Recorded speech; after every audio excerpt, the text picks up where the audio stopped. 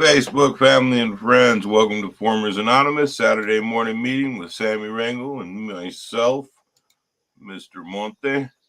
How you guys doing this morning? Man, it's been a wild week. Bang bang.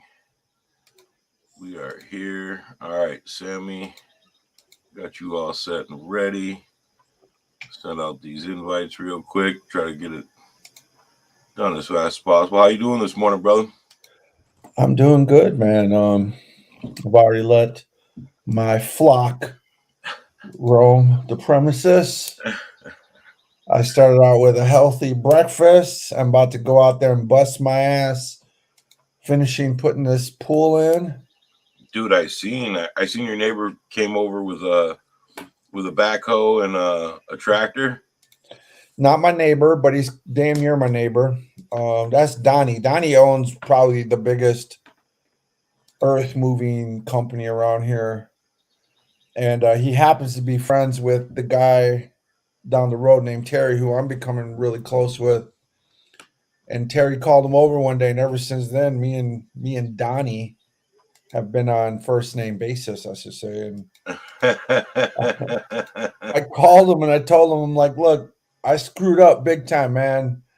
Like I said, when I measured out this pool, I thought I measured out 13 and a half feet, but apparently I didn't, and I only measured out 12. I need a trench. I need a 2 foot trench at 26 feet. Can you do it? He's like, oh, Sammy, I can't do it. I'm booked out for days here, man. So, I had spent all day outside, so I was already exhausted, like 7 p.m., and I'm just now getting inside from out there, and I'm tired. Man. I'm so tired, I'm just cranky, right?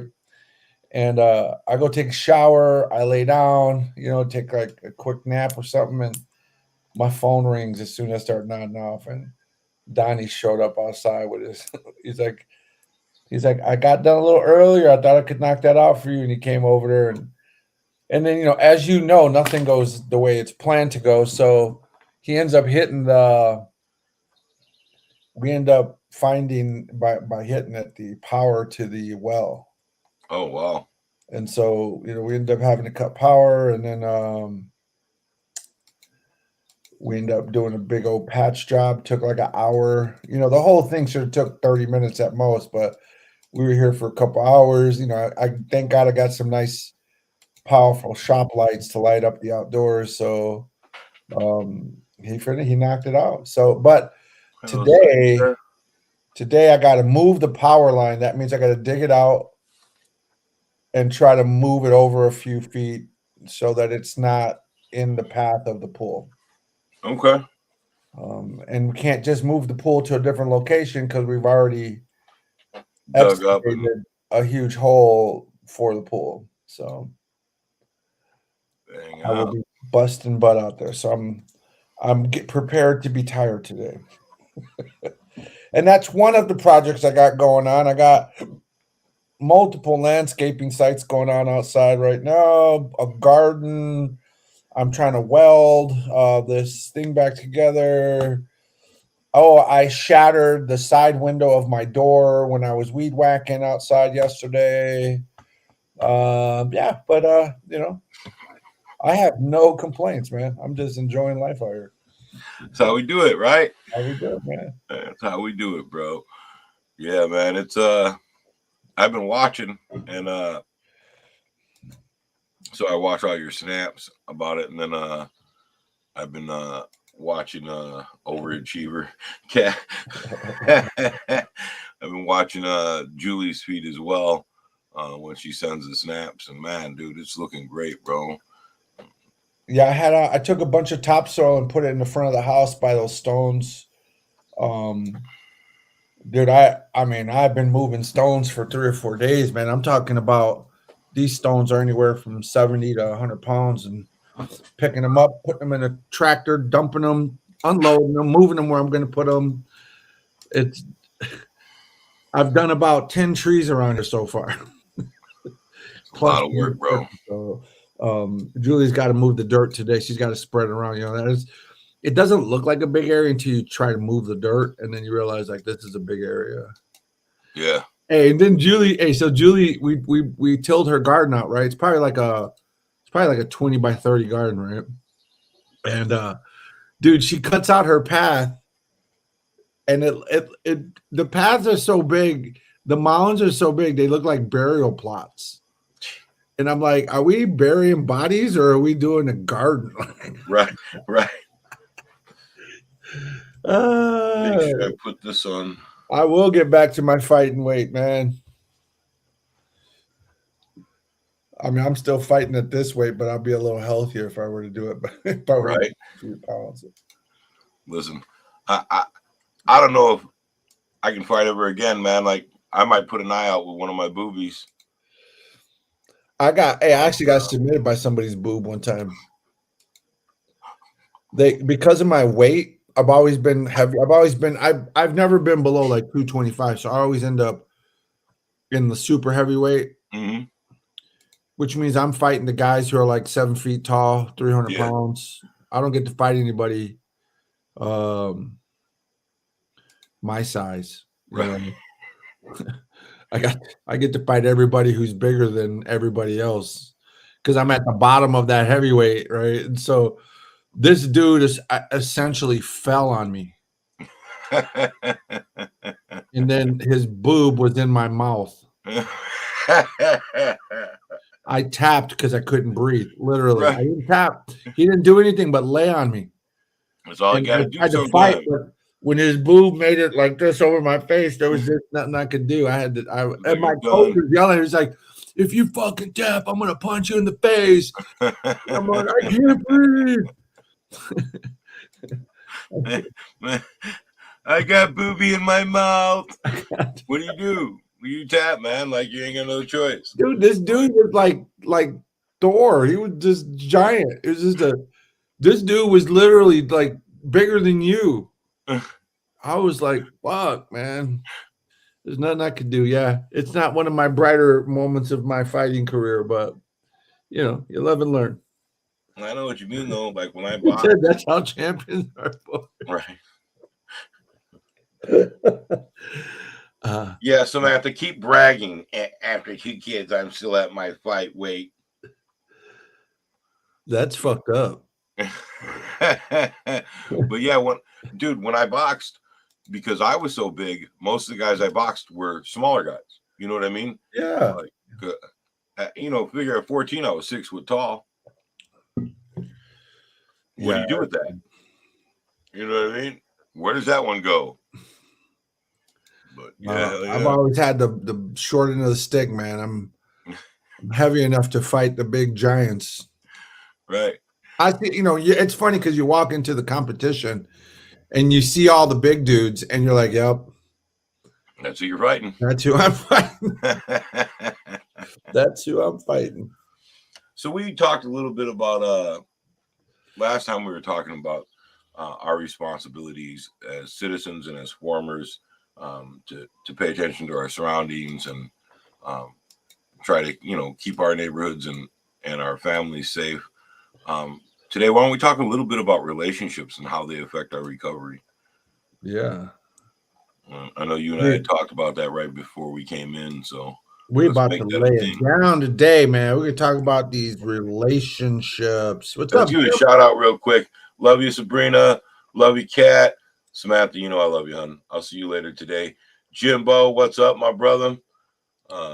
We got some other people in here. They haven't commented or spoke up yet, but we love you guys for being there with us. We appreciate it. Remember, like and share. That way we know you're here. That's the big thing, man. Look, if you got a network of people, man, you got to share this because. I mean, the stuff we talk about is really meant,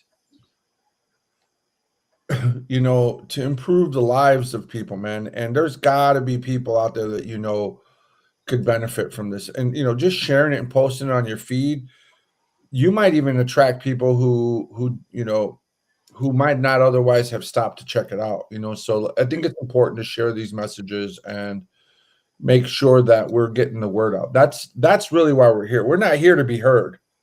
We're here to spread a message. You know what I mean? And we do that through you guys, through the listeners, man. And you know as well as I do, if this is helping you, it would help somebody else. If you find it interesting, it'd be interesting in somebody else. And you don't know what we're saying that might change somebody's life. It might get them out of a bad situation. It might help them put themselves in a good situation. I mean, if you really want to get real about it, it might be the difference between somebody killing themselves or killing someone else. Like literally, you just don't know. And that's why we do this. Like, so we really want to push how important it is to share these messages, man. We don't get anything for this. There's no monetary gain, there's no fame involved. We do this as a part of our service work, a part of our recovery process and program. We want to spread this word. So please do what you can to spread this. And I can tell you right now, the majority of people are not sharing this. We get a lot of views, and then you can count how many shares there are. And the numbers need to go up. The shares need to go up. I agree. So and close. I'm a big believer in closed mouth don't get fed. So please share these feeds, man, and ask your friends to share. Yeah, and just so you guys know, because I have the YouTube channel, I have the Facebook channel, and the TikTok channels. None of my channels are monetized, which means I don't get ad generation. I don't get paid for anything. Neither does Sammy. And, so you're not boosting my money. I like to say I haven't so in like 10 days. Good for you, Sabrina. Good for you, hon. Like super badass. So, Sammy, as we move forward here, let's talk about relationships and how they affect our recovery, and why it's important that we pay attention to what we're doing and how we're doing it when we're in recovery. Yeah. Okay. So, I think before we can jump into, well, first of all, Sabrina, congrats, man. Stick with it. Keep at it, man. I remember day one when I met you. It was tough, but stick with it. Okay, we're pulling with you. We'll stand with you. Congrats. You can't talk about relationships without peeling back some of the onion layers around addiction and relationships. Let's start it out with a big one. The number one cause for relapse that's reported by addicts is related to relationships. So the most common reason people give, what was at the root of a relapse, it was a relationship. Now, to me, that's not rocket science. It makes sense. But to us, a lot of us. Now, here's the second bomb. Ready for this one, Monte? The place in recovery where people put up the most resistance when it comes to changing things from a recovery perspective is also in relationships. So really, yeah. So you got to think about this, right? People report that relationships are the number one reason why they frickin' relapse, and then the pattern in recovery, when you're working on recovery, is people don't want to hear that they need to change their relationships for the better. They don't want to make anything but that, right? Right. So it's the number one cause and the number one place of resistance and recovery. I mean, it's not this is when you start to realize it's like a no-brainer, right? You're like, right. Oh, no shit, no wonder, right. No wonder, That makes sense. I mean, interesting facts, right? I've been doing this for a long time, man. This is And so when I'm in my office and I'm talking to people, and we're talking about how their girlfriend just hit him in the back of the head with a bat, and they're like, yeah. But I love her. But I no, Sammy, there's got to be another way other than removing myself. Thanks a lot for bringing that one up there, Sammy. No, I'm just throwing that out. It was a brick, not a bat. Morning, Jane Moore. We know who you are. We're happy for you. Love you, hon. And so it's the last thing that people finish. It's typically the last thing they want to touch. People will give up sex. They will give up, food and money, but relationships, they just don't want to give up, man. And and there's some science. So other than it being, a little satiric here, it's think about it, man. Remember when we talked a couple weeks ago about the nerves being altered by addiction, right? And Yeah. remember we were talking about Seymour, and Yep. you start off with a nerve this big, and pretty soon you got one that's this big, and it needs like way more, adrenaline or whatever to feel satisfied. Well, my personal and professional experiences taught me that there are a lot of addictive properties related to emotions, right? It's just addictive properties related to emotions, and a lot of addictive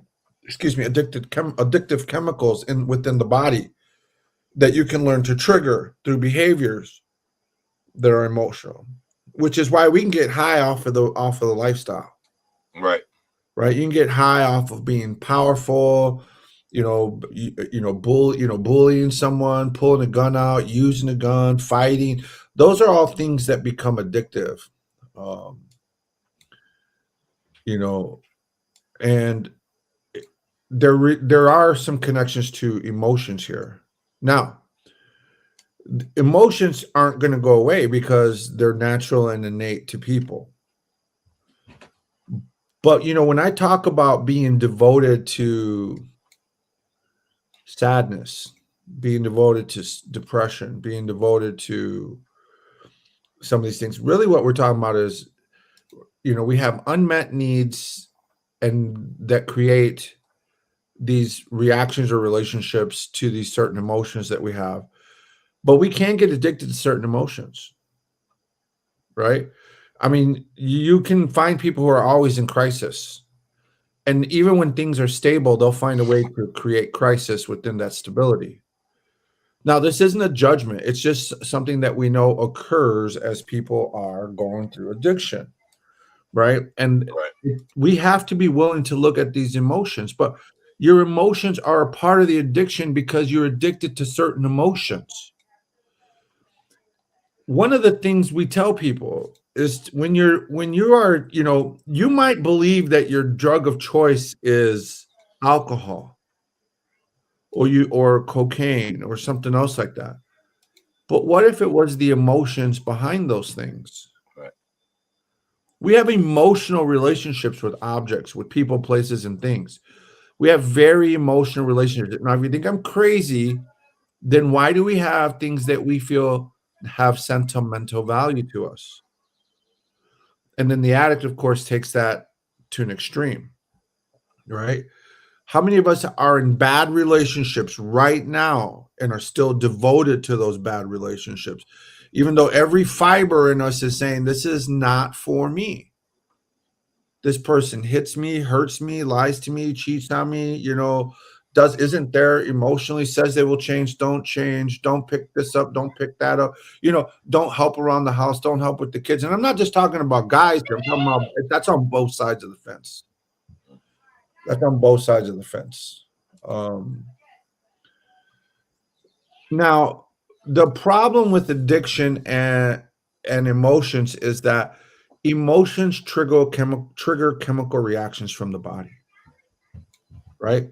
So you can get endorphins, you can get stimulants, you can get depressants, and doesn't that sound like a whole long list of drugs that we use? Absolutely. You can get those same chemical reactions emotionally, which we can trigger behaviorally, right? Yeah. So, interesting fact, and I'm not trying to be insensitive here, but I think it's very telling. Sexual assault victims, there are some who will become extremely promiscuous after an assault. They weren't before, they become so after. When you look at the science and the psychology behind that, you realize there's some emotional damage on top of whatever else has happened, right? Right. And now what do? We try to fill that void with something else that looks like it's substance, but it's just more void. Mm-hmm. Right? Absolutely. We're trying to patch a hole emotionally with something. And we do that routinely with people, places, and things, actions, activities, behaviors. Tell me certain songs don't trigger you. I mean, a song can trigger you, right? Like to be super happy, super sad. It can remind you of an entire summer, right? I get all these, on TikTok, I get all these freestyle songs, Yep. See you later, Jim. Right? I mean, and so I was listening to these different TikToks yesterday, freestyle, and I could tell you where I was at on a given day when I heard that song. Right. I knew I was in jail for that one. I knew I was in prison for that one. Oh, I was dating so and so for that one. Yep. Right? And there's this there's like a series of emotions that flood you. It's beyond your control. Now, why am I talking about this? Because we're talking about relationships today. Emotions play a giant factor in recovery and in relapse. And when we talk about relationships, I think it's probably where we are most likely to experience the deepest of all of our emotions. That makes sense? Yeah. So I'm just kind of building a case why we need to be concerned about the way we approach relationships, because we know that there's a significant impact from emotions on one's ability to recover and one's likelihood of relapse. So we have to take this serious, man. We have to take relationships serious. It's the one thing that threatens you the most, but it's rooted in something that is so instinctual, so guttural, so primitive. It's in you. We have emotions before we have words and thoughts. Yeah. Right? You're born with instinct. You're born with emotions. And then later your thoughts come. These instincts and emotions are tied to, I mean, it's what we would call reptilian. It's really tapping into all the dinosaur DNA that we still got in us, right? Like you can't get rid of it. And so no wonder it's like one of the toughest areas of our lives to get through, man. And it takes years and unfortunately a lot of trial and error, right? And drama. A lot of trial and error. Now, why do people not want to make those changes in those relationships? Well, I mean, to me, it makes sense. We want to be loved. We want to be seen. We don't want to be alone. We don't want to be lonely. We don't want to be horny. We don't want to feel like we're not, in the know or that we're missing out. We want to social. There's a million good reasons why. Like, I get it, but here's where we have to start identifying whether or not the relationship or relationships we are in. And it's important to ask yourself, are you a part of the problem too? Because I'm not just saying the other person is the problem. I mean, we play a significant part of the problem. That doesn't mean I'm not talking about being responsible for someone else's violence or mistreatment. I'm saying, we have to look at the decisions we make around the relationships we're in. The only person responsible for violence in a relationship is the person who's being violent. Right. I want to make that clear. So we're not talking about victim blaming here. No. But even as a victim, we have to look at ourselves and figure out what I can start doing to repair my life, to manage my life, to recover in that area of my life. So let's talk about relationships. And I think we have to look at the good and the bad side of these things, right? So for those people who are listening, I can't see, we got 7 people in here. Does that include us, Montes, or that'd be 5? No, we're not in that. Okay, so we got 7 people. So type in the chat bar what you think makes a good relationship. What one word answers. What makes a good relationship, right? Things like listening, helping, empathy. What makes a good relationship to you? What are some of the traits or qualities you're going to see and receive and give? Right? Communication is a huge one, but even that becomes a hornet's nest, right? Because we're always communicating one way or the other, even when we ain't saying shit, right? We are communicating. And so yeah, communication, and this has to be on both sides, right? Guys, we got to open up, we got to talk, we have to share, we have to listen. Jane went with a 5-word answer instead of the single word answer. Got it. It's helpful though. Jess said honesty. Yeah, I see honesty. More than that, Chris. 1-word answers. What makes a good relationship, man, Chris? 1-word answers. Right. Unless Now, Jane, but Jane's sweet, so she can say what she wants. Now you want to see what happens now? Watch this. 1-word answer and what makes a bad relationship. What makes it bad? Not love. Love, yeah.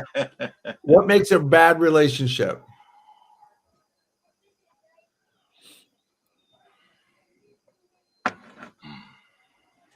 Here they come. Those answers are pouring in. I think we're still on the good. Fidelity. Resentment. Yep. Yep. Lies. Lies. Resentment. Mm-hmm. Keep them coming. What makes a bad relationship? Disrespect. Keep them coming. Don't think too hard. Just spit it out. Sammy hogging all the covers. First of all, I sleep with an industrial fan on, so you know I ain't hogging no covers. Poor Lizzie, she's always freezing. Here's what we can tell from this list. We inherently know what's good and bad in a relationship. Abuse, pettiness, yeah. We know the difference. Did you see how much faster when we switched it that they came? They just bam, bam, bam, bam, bam. But here's the trickier part. Here's what's even more important than that. Because yeah, that's typical, right? People can we could talk about what it is that's fucked up, but it's hard to talk about what works. But here's what's crazy. If we know what a good relationship it looks like and what a bad relationship looks like, why do we constantly find ourselves in relationships that we're not happy with? And I'm not talking about, I'm talking about settling. Or I'm talking about settling. Settling for less than what you deserve. And then the real question is why? Now, I'm a big believer that birds of a feather flock together. If you don't have, it's what part of what recovery does for you is it makes you want to be transparent. It makes you want to be vulnerable. It makes you want to talk, right? It pushes you to talk and to open up and to be transparent and to take a deep look into yourself, right? I think a lot of us, there's a lot going on here with psychology, mental health wise. And I see what Jess said about failure, but we need to redefine what failure is because we're the way we look at what failure means is probably not working. Right. And I think aside from failure, socialization. We're socialized, right? Till death do us part. Like that's not healthy. No. It almost killed me. That's not healthy. And recovery helps counter, in my opinion, a lot of this socialization, a lot of these toxic messages. You know, some of us are bipolar too, you know, like, so some of us are toxic and we have to be able to acknowledge that. Like, it's a lot of us do things that are toxic and we've probably ruined a few relationships ourselves, you know, because of our toxicity. So we have to look not only at what the other person does. So when we talk about somebody being disrespectful, lying, being resentful, we have to include ourselves in that. How am I petty? How am I insecure? You know, how am I abusive?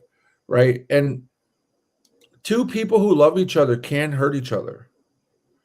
And I'll be honest with you, just because you love each other doesn't mean you should probably be together if you're hurting each other so much or hurting each other in ways that are just, unacceptable. And so now we have to talk about boundaries. We have to talk about limits. And that's where it gets really hard to start thinking about these big changes you got to make in your relationships. Because when you have a family, now you're leaving with the idea of, well, how is this going to affect my children? A lot of us don't want there to be no mom or no dad in the picture, so we try a little longer to make a toxic situation work, right? We have so many different levels and filters that we're going through when we're thinking about relationships that it makes it seem like it's impossible to do. Yeah. The picture, and it can be very difficult. If you're a woman, the facts are that you're likely to be worse off if you leave a relationship financially than the guy is who leaves a relationship, right? That's just a part of that statistics that we know about what happens when people separate and divorce. Wisconsin, since most of our listeners are in Wisconsin today, Wisconsin's divorce rate is at 50 or over 50%. So of all the people that get married, over 50% of those people divorce, right? And that's a lot of socialization in there. And I'll be honest with you, divorce and separation doesn't teach you how to have better relationships in the future. What it teaches you is how to divorce and separate. But it doesn't teach you how to have better relationships. That's a different school of thought. But sometimes you cannot leave until you've faced the fact that you need to face whatever's coming as a result. And while that can be harsh, I can tell you, most of the people who I've helped improve their relationship status, their personal lives, a lot of them find that within a few days of separating, it wasn't as bad as they told themselves it would be. It's still bad. It's still hard. Financially, it's still a nightmare. When I separated, I was making $1,000 a month because I had gotten laid off and I was working part-time. And 850 of that was going towards child support. Money was tight. Money was tight. You saw me start to sell off everything. I traded in my vehicle for something that could get a lot better gas, which was the red car. I got rid of toys. I changed my phone plan. I turned off my cable. I did whatever I had to do to tighten the belt to keep food. And you know what? I did it. It was a sacrifice, and I did it. And here's proof that it's not as bad as what we think. Here I am trying to protect my kids from divorce, right? It's the worst thing that could ever happen, right? I got to keep the family together. Yeah. Oh my God, I'm such a failure. After 1 week of being separated, my 12-year-old kid comes to me and she says, Dad,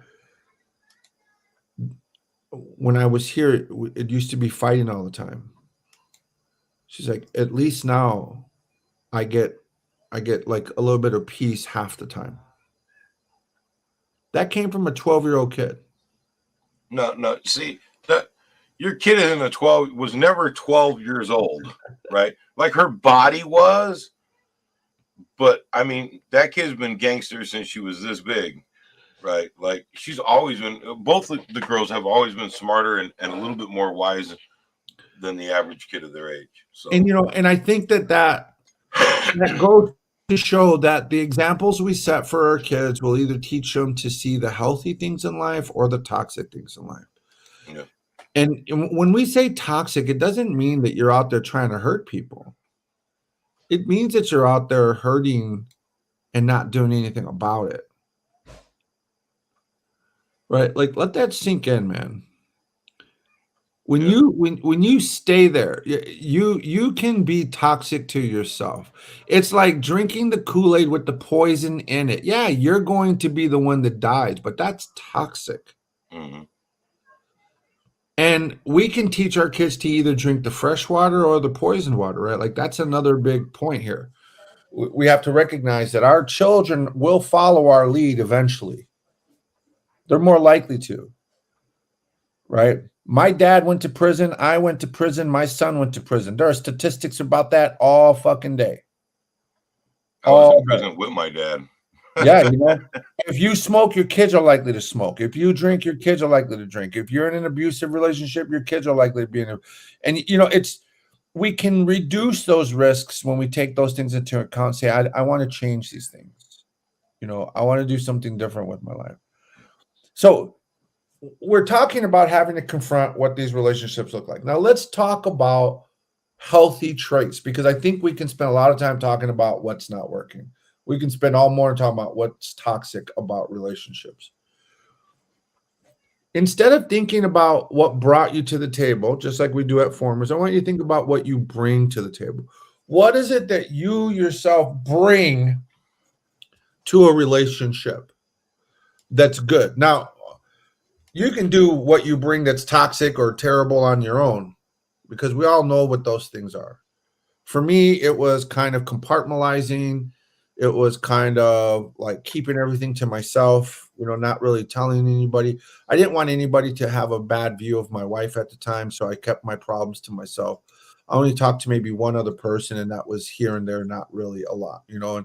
But eventually some of my friends who were around a lot started to see what was going on. And so, I could see what I did. I also didn't know to put her needs first sometimes when it was competing with my needs, if it was around like breadwinning and stuff like that. You know what I mean? So I realized like I could have sacrificed some of my professional life so that she could have more of a professional life when she asked.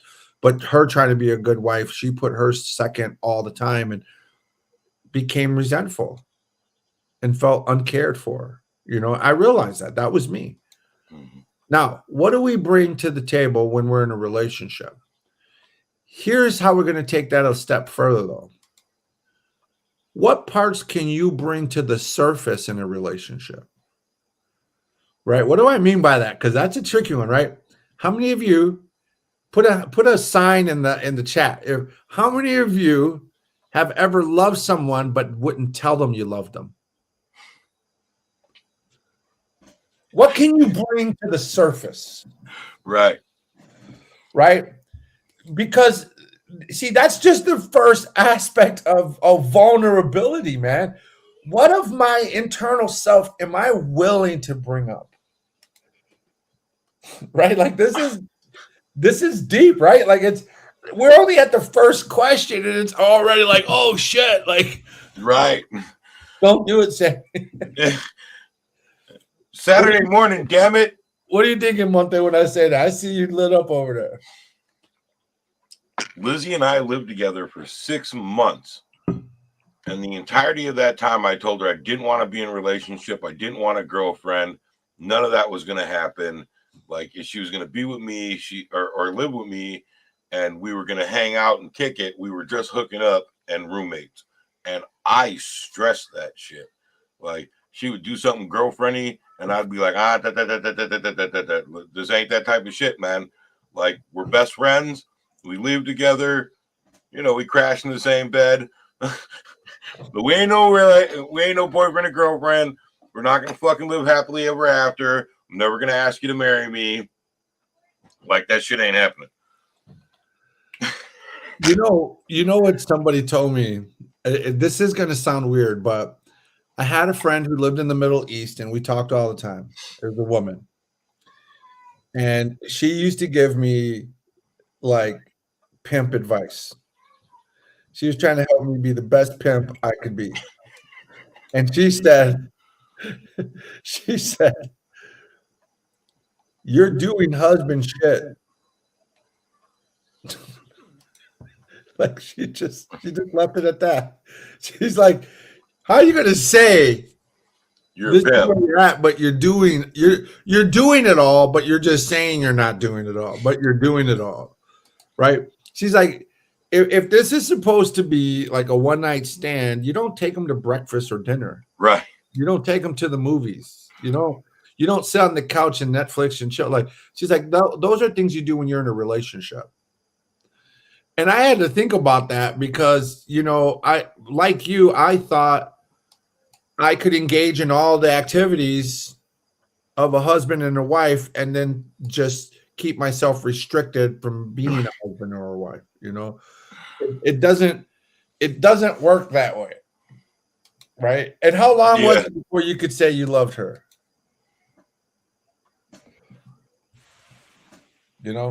Yeah. I had the same struggle here. I think I felt love before I realized I felt love, and then when I realized I felt love, I wanted to remove myself from the situation. On one hand, and that was the fear level. Right. Because that's what it was for me. I just got out of. Well, I hadn't just got out of. In my head, I'd been single for 2 years, almost 3. Right. I had been single since I left Danica's Let me mom. clarify that. When you say single, does that mean sexually abstinent? No, absolutely That's not single. That's not single. We have to be clear about that. That's not what that means. You got to be clear. I mean, and if being single, you just meant you're not in a committed relationship, but you're still sexually active, you need to say that, because it's different to be in recovery and abstinent, and different to be in recovery and single and fucking everything that moves. Right? Like you have to be clear and honest about that. I don't. Okay. So I was clear and honest about my situation. No, I don't mean, no, that's not clear and honest, because if you're fucking everything that moves, that's not actually. I wasn't fucking everything that moves, but I still had sexual relationships with people. We were just outside the scope of a relationship. And see, right? I'm going to say from a recovery standpoint, that is not honest. How so? I never misled anybody. What you did was exploit yourself and others. How? Sexually. You're in recovery. That's not what you're supposed to be doing. Now, I've done it too. I'm just as guilty. I'm confused because when two adults both are on the same level and understand that, like, we're just having a good time. That's where you fucked up. First of all, you're a mental health basket case at that time. Let's remember, we're talking about recovery. Right.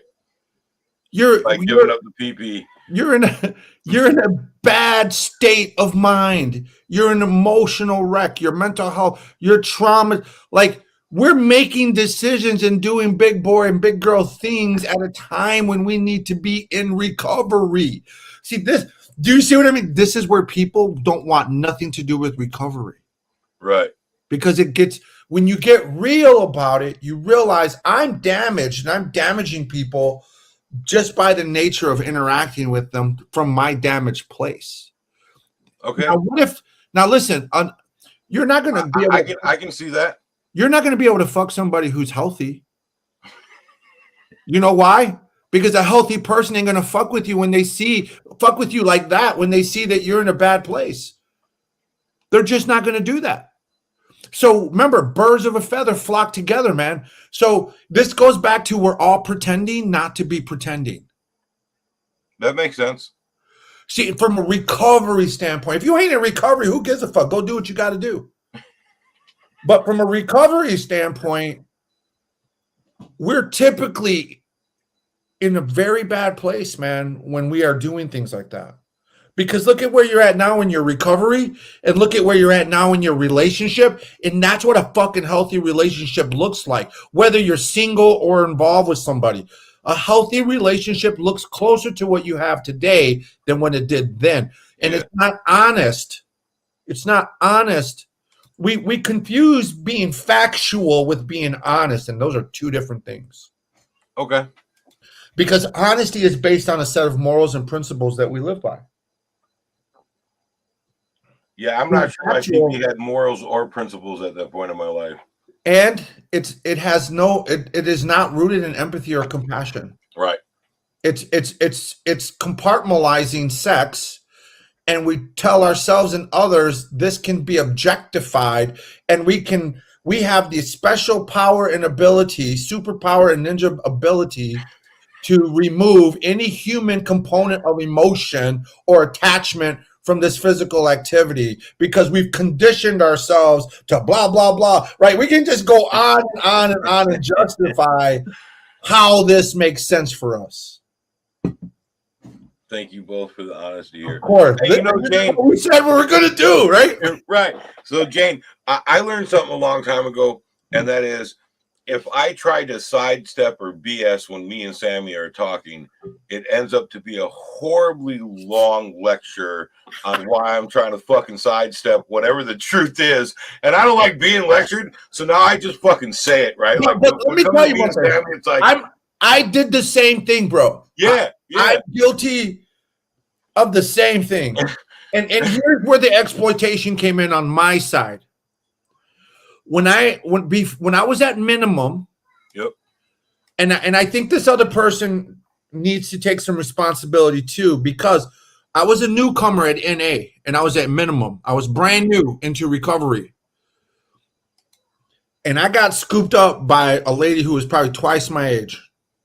And I was giving her the whole spiel about nothing serious. Like I'm not even on my feet yet. She 13 stepped you? She did. Yeah. and she started, I mean, she did everything for me. She went over and beyond, but she was also helping me break rules. She knew I was putting my freedom at risk. I shouldn't have been doing the things like, I was starting to corrupt some of the guards at the joint so I could stay out longer. I was spending the night at her house, like while I was in prison, shit like that. Right. Now I got out and we moved in together, but I'm still on this nope shit, right? It was Denise that taught me that. I'll put that on vibrate. It was Denise that said, she asked me and I had to get very honest. She said, does she love you? Yes. Do you love her? No. She's like, then you're using her. And she's hurting herself in the process of letting you use her. And, I was in recovery. And like a month later, I was out.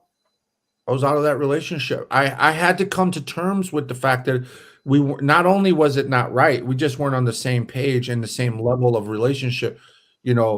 She's hanging on, hoping for more. And here's where she said something else that blew my mind away. She's like, is she your Mrs. Right? Nope. Are you her Mr. Right? Nope. She's like, you know what that means? That when their or your Mr. or Mrs. Right comes by and they see you with someone, they're going to pass you up because they wouldn't get involved with you at that level. Yep. So like you're interfering with your happiness and her happiness at that level. Like, is that what you want? And I could say I cared about her, but I couldn't bring myself to say I loved her. It's tough. I mean, relationships are the hardest part for us to unearth and unroot and clean off and clean up.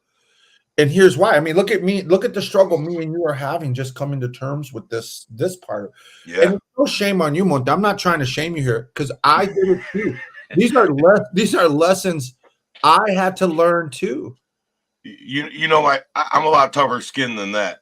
Like, no, I dig it. I like when we talk and we can have that honest discourse because it allows me to see deeper into my recovery and my past and what I was doing. And, a lot of people think, and I get that, I get it a lot from people, like, because you're in recovery or you've been in recovery for a minute, you're perfect, right? Like, you don't fuck up. You don't make no mistakes. Like, I'll get the calls and they'll be like, well, what do I do about this? And it'll be like, how the fuck would I know? Right? Well, one thing, you've been in recovery for 10. Fuck, bro. I'm still learning. Like, I am right there with you. Like, do you know how dumb I am? Do you know how many times I got hit in the head before I said, oh shit, maybe I should leave, right? Like, I'm a fucking idiot, right? Like, I'm right there with you, bro. Let's do this together. How do you fix that? I don't know, but I'll walk with you while you're working on it, right? Like, come on, you know. So I like that. You know, I don't ever feel ashamed when we talk. I think our relationship, right? Like, not even our friendship, our relationship is at a level where I know you would never do anything to purposely hurt my feelings or disrespect me. And so it's been a long time since I've had, like, in the beginning, bro. In the beginning, I wanted to fuck you up on a couple of times, like sitting in group and you would say something. I'd be like, man, why is he talking to me crazy? Right? why, what the fuck do you think he's talking about, man? Like, and then after we became true friends and I realized that I loved you and that we had a real relationship, I realized every time you had called me out in group, you just wanted me to think more. Like, every time you had called me out in group, you just wanted me to look more. Like, I coming out of prison, man, 20 years, man, I didn't know anything. And every one of those little things that I got pissed off about then, I still remember, right? You would say something and it would twerk me.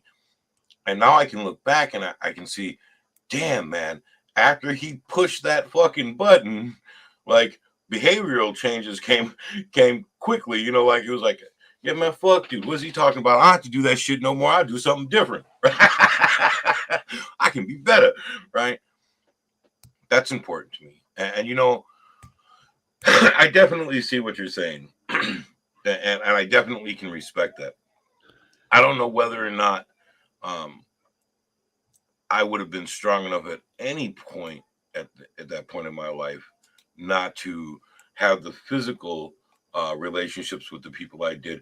I think there would have taken a lot more for me to be that type of single, right? I love you too, Jane. The type of single I was I wasn't going to be dependent on another person emotionally. And so now, like, never once. But you see, you were, though, because that's why you were in that relationship, because emotionally you were still getting what you needed, Yeah, but weren't willing to, you know, but trying to make it seem kind of like you're standoffish because you don't want to seem like you need it. mm-hmm. Right? That's us, man. That's us. Yeah, these are, you know, I see Jane, you know, and this is important because I have had a lot of these discussions with women as well. And it happens on both sides. We do it to each other, you know. And again, this isn't to shame or blame anyone. It's when we're in recovery, this is the hardest area for people to actually face and address, man. Because, you know, I mean, who doesn't enjoy sex, right?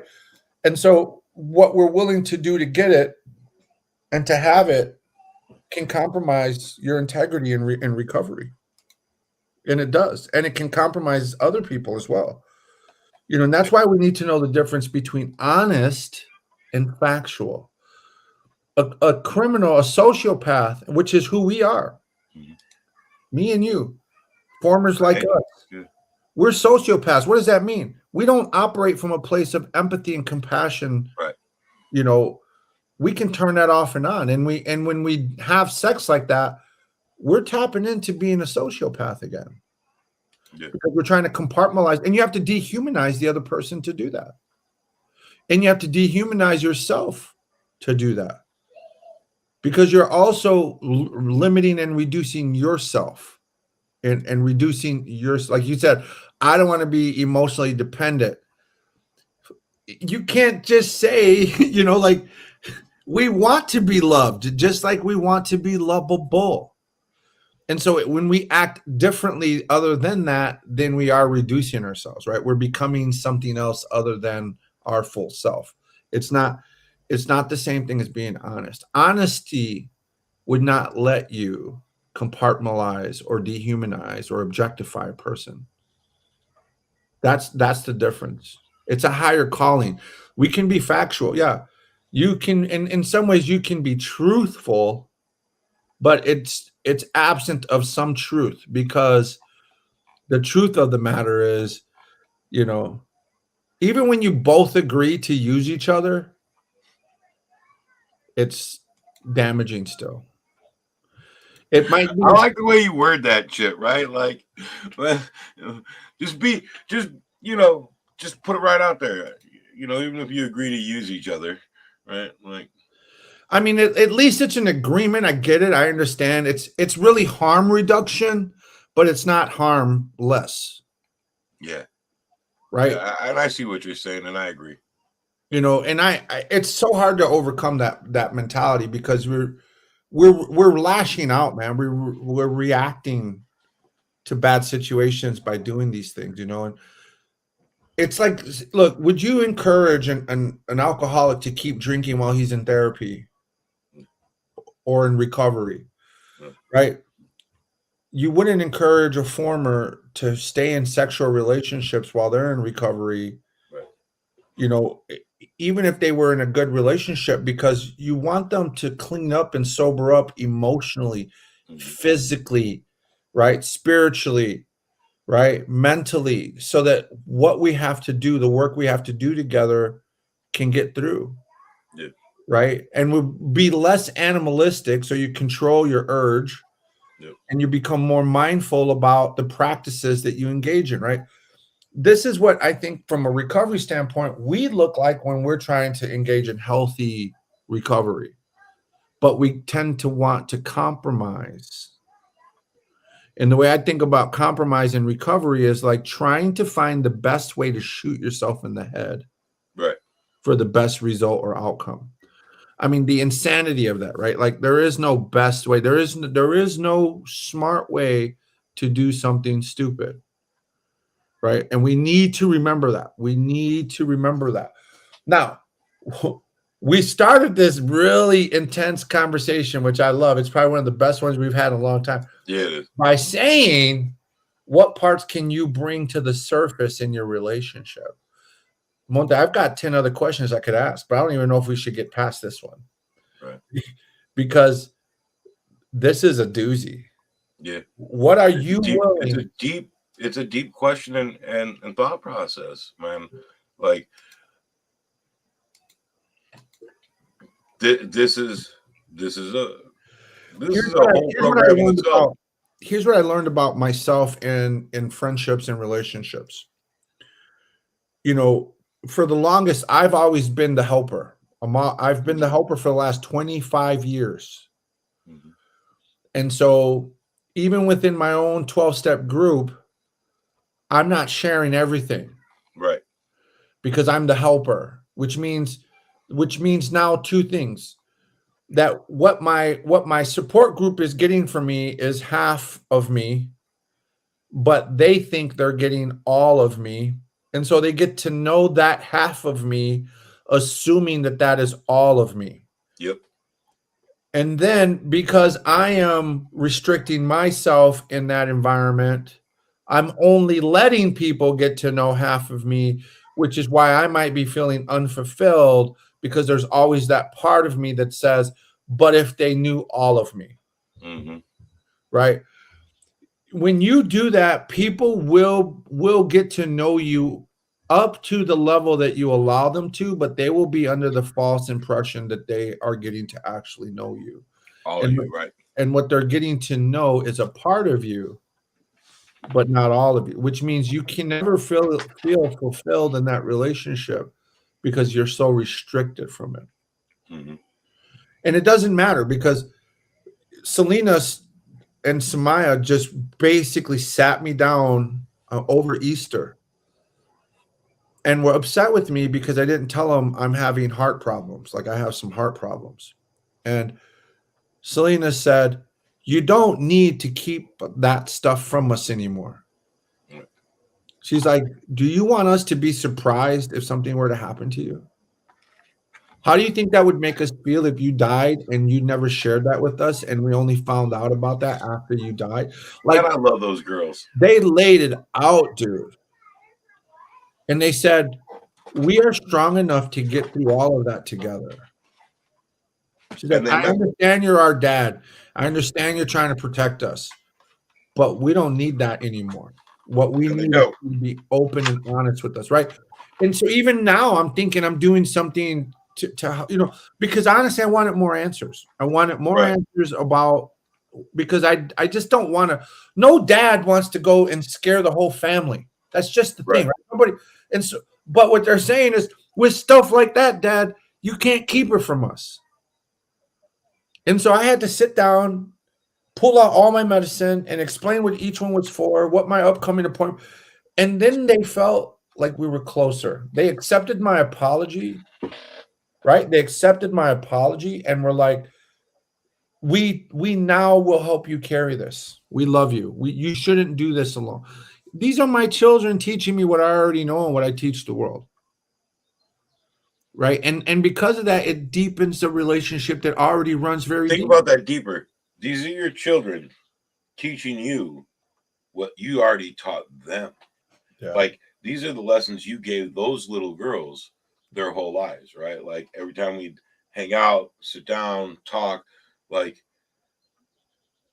those are the lessons they taught you. Yeah. And I appreciate that, Jane. And I see you, Chrissy. I don't want anyone to think I have like really bad heart problems. They see the walls on my heart thickening. And to be honest, it's probably from a result of powerlifting. All that heavy weight. I was pulling, I was probably just pushing my body. I was pushing my body too hard. Um, and so I have an appointment on Monday. They're going to do what's called a stress test. They're monitoring it. I'm on some medicine I should be fine, but I don't think I'm in the very early stages of that. And my doctor said it's 100% reversible. So right now I'm just trying to lower my weight. I'm not lifting the kind of weights that I was doing before. I'm physically fit and very active here still. I'm still a little heavy, so I want to lose some more weight. So I'm working on that right now. I'm going to do the things I can. But the point of the whole process here was, what can we bring not to the relationship, but it will come to the relationship by default. But what can you bring to the surface of yourself? Right. Lizzie, I love you. And the first time you said that, tell me you didn't tear up. Tell me it didn't feel like you were crossing a line, right? And a line. You remember when I taught you, Monte, that my friend Marcus had said, you can't exchange a cage for a cage and call it freedom. Yeah. You know what I mean? Like that, we just constantly, I think we've been locked up so much that we lock in a lot. We lock ourselves down and we lock ourselves in a lot. Yeah, it's funny. I don't miss being incarcerated, right? Like, there's nothing about prison that I miss. Um, but there's times when I miss the loneliness or the solitude, right?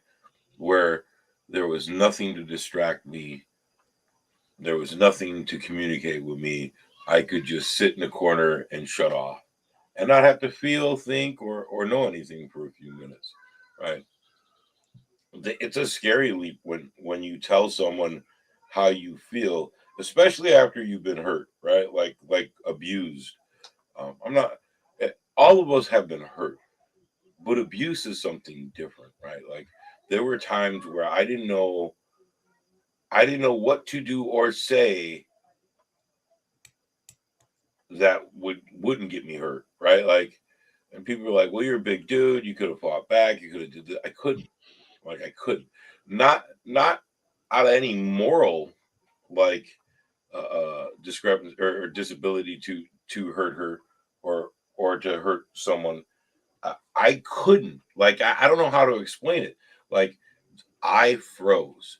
I've been shot. I've been stabbed. I have fought groups of human beings at one time.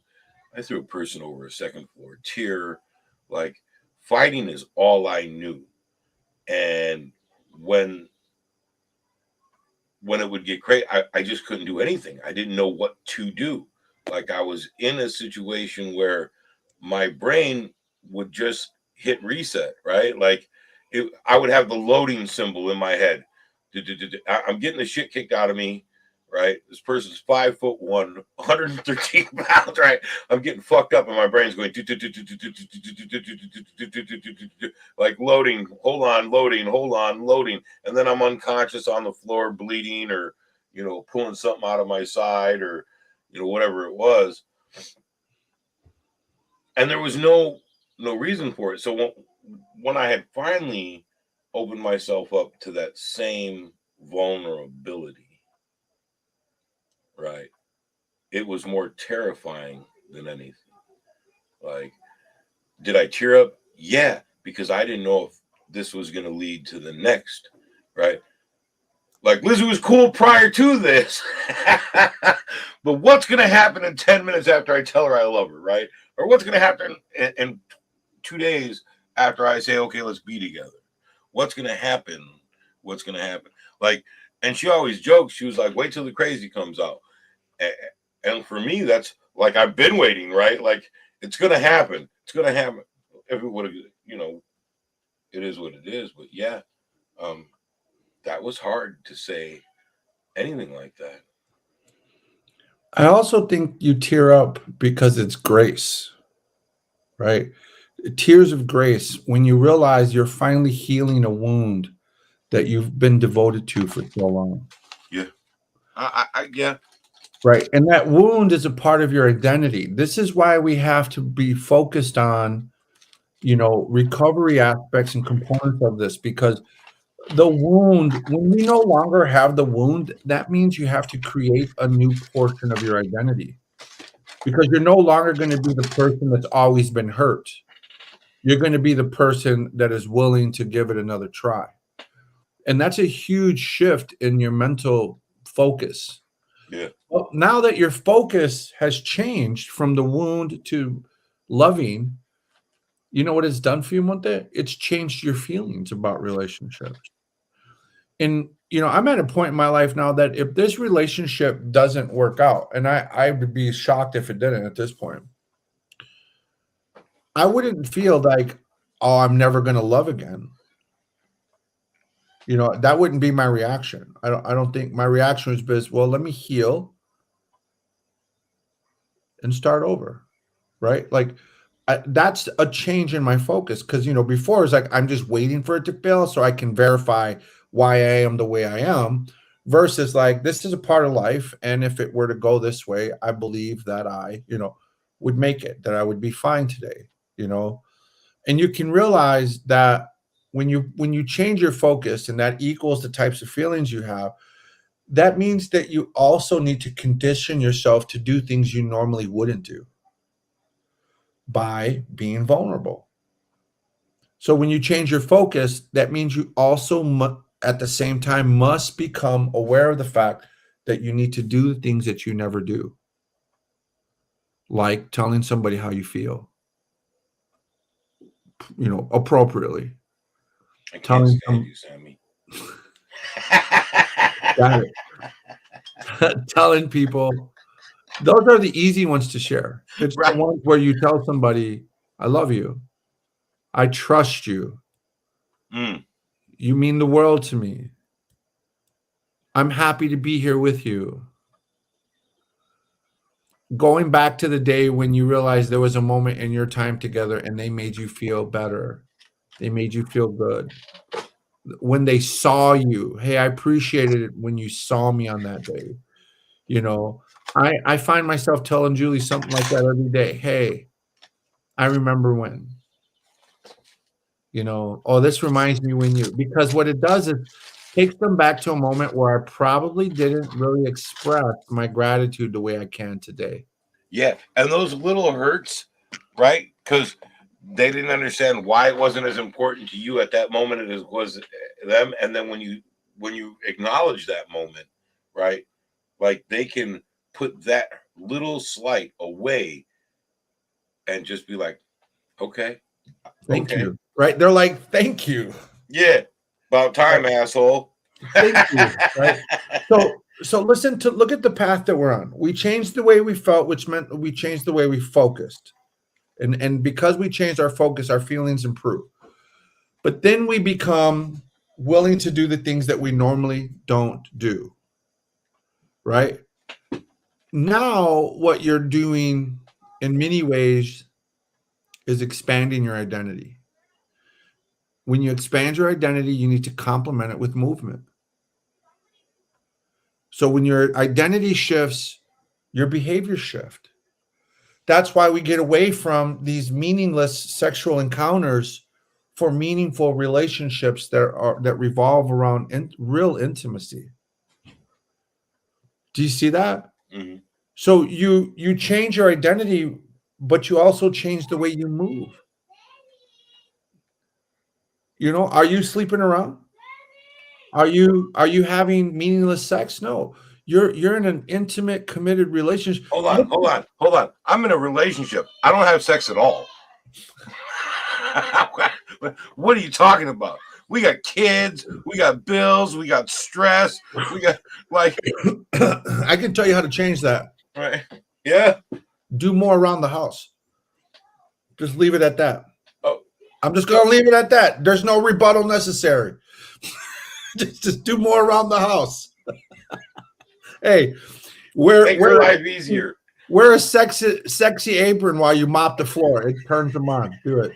Nothing else, just the apron. Hey, I agree, Jess. I told him before he had kids not to have kids. Then he did it twice. I was like, right, you're dumb.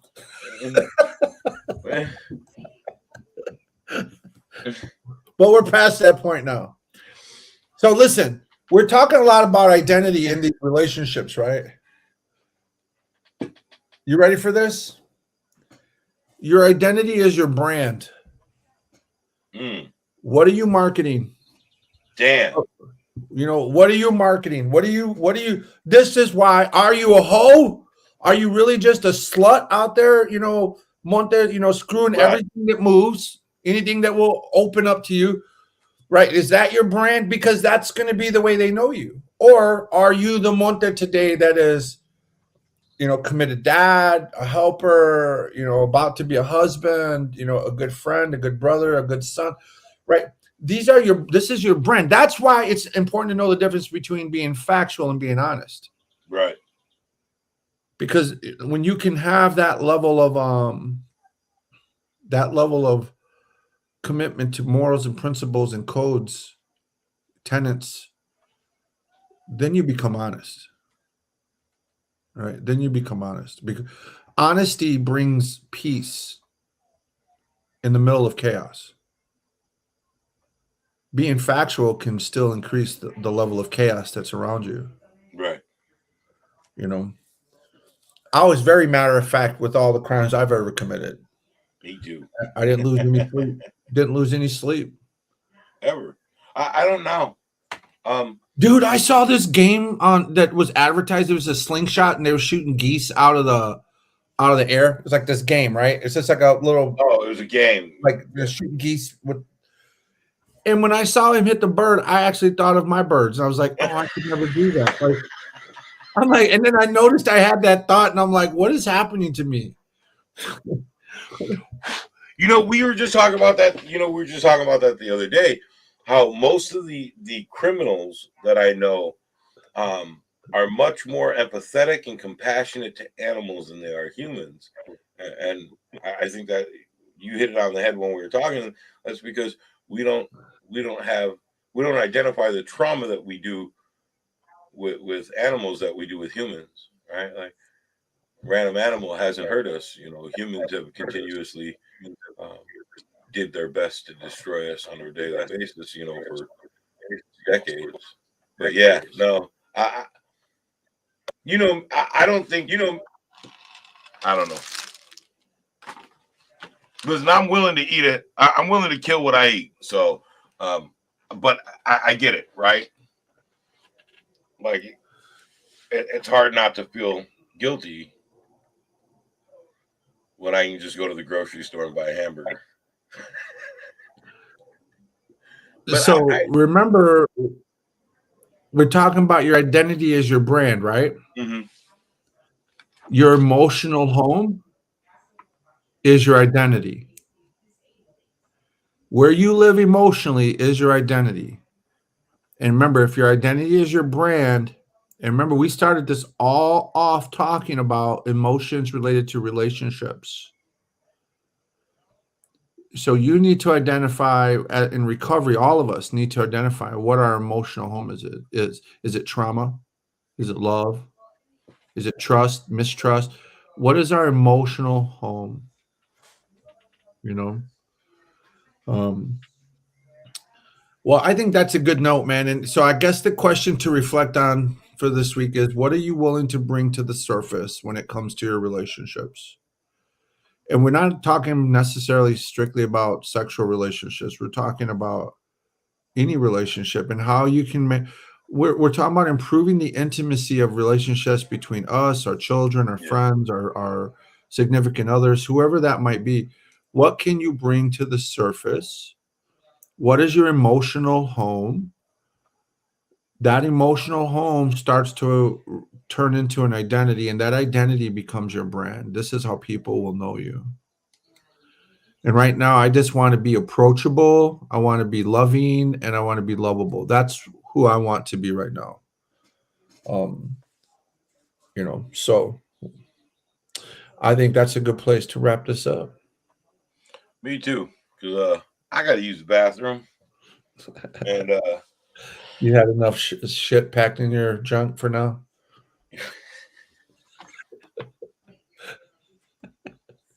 I'm just done with you as a friend, period, man. Like, I need better friends. Fucking shit. You and Jessica. Where's Jessica? This is probably a part of your karmic, debt. Right. I gotta pay. I gotta pay for it. So, all right. I love you guys. We'll be here next week, Saturday morning, 9:30 a.m. I will be live tonight at 9 p.m. and next week, 9 p.m. on Ocor. We're gonna have Elaine De La Cruz and hopefully Olga White, and Sammy Ringo. Get him, Jess. Jess Bendo. God damn it. Great weekend, guys. Love you, Jane. I can't stand you, Jess. Peace out, y'all. We love you guys.